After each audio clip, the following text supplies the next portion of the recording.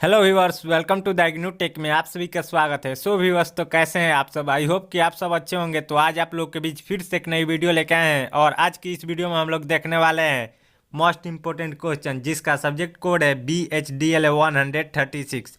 So viewers, तो यदि अभी तक आपने हमारे चैनल को सब्सक्राइब नहीं किया है तो प्लीज़ आप हमारे चैनल को सब्सक्राइब कर ले तथा साथ ही साथ PDF प्रोग्राम के लिए टेलीग्राम चैनल को ज्वाइन कर लीजिए।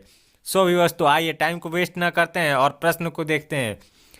प्रश्न क्या कह रहा है? प्रश्न कह रहा है रचना करते समय हमें किन किन बातों का ध्यान रखना होता है, वर्णन करें। सो व्यूअर्स, तो इसको हम उत्तर में कैसे लिखेंगे आइए देखते हैं।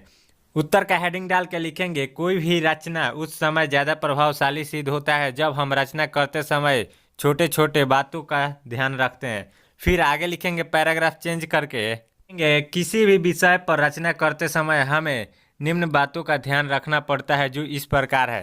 फिर आगे लिखेंगे नंबर 1 पॉइंट में किसी भी विषय पर रचना करते समय शीर्षक का चुनाव उस रचना का सबसे प्रमुख अंग होता है और शीर्षक का चुनाव करते समय हमें इस बात का ध्यान रखना चाहिए कि वह शीर्षक काफ़ी छोटा हो।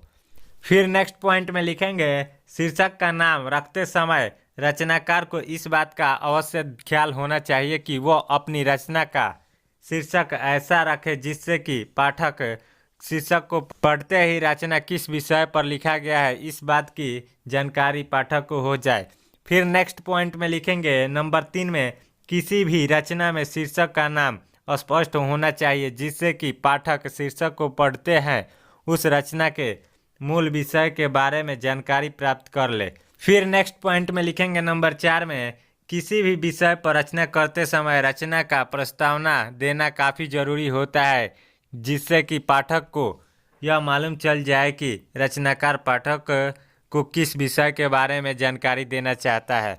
फिर नेक्स्ट पॉइंट में लिखेंगे नंबर 5 में किसी भी विषय पर रचना करते समय रचनाकार को इस बात का अवश्य ख्याल होना चाहिए कि जिस विषय के बारे में वह रचना कर रहा है उसका विस्तार और व्याख्या अच्छे तरीके से कर सके जिससे कि पाठक को किसी भी तरह से समझाने में कोई दिक्कत परेशानी ना हो और रचना के मूल विषय को समझाने के लिए एग्जाम्पल का प्रयोग कर सकते हैं। फिर नेक्स्ट पॉइंट में लिखेंगे नंबर 6 में किसी भी विषय पर रचना करते समय लेखक को इस बात का ख्याल होना चाहिए कि रचना में सरल और स्पष्ट भाषा का प्रयोग करे क्योंकि इस सरल भाषा और बोलचाल की भाषा ही आम लोगों को भली भांति समझ आती है।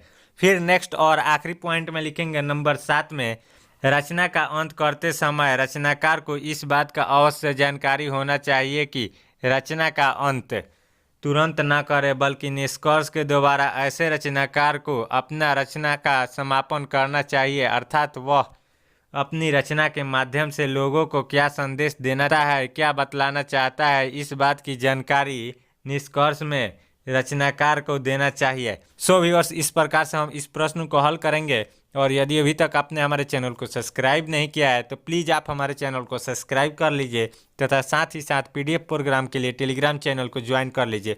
सो व्यूअर्स, तो यहाँ से आप सभी को PDF मिल जाएगी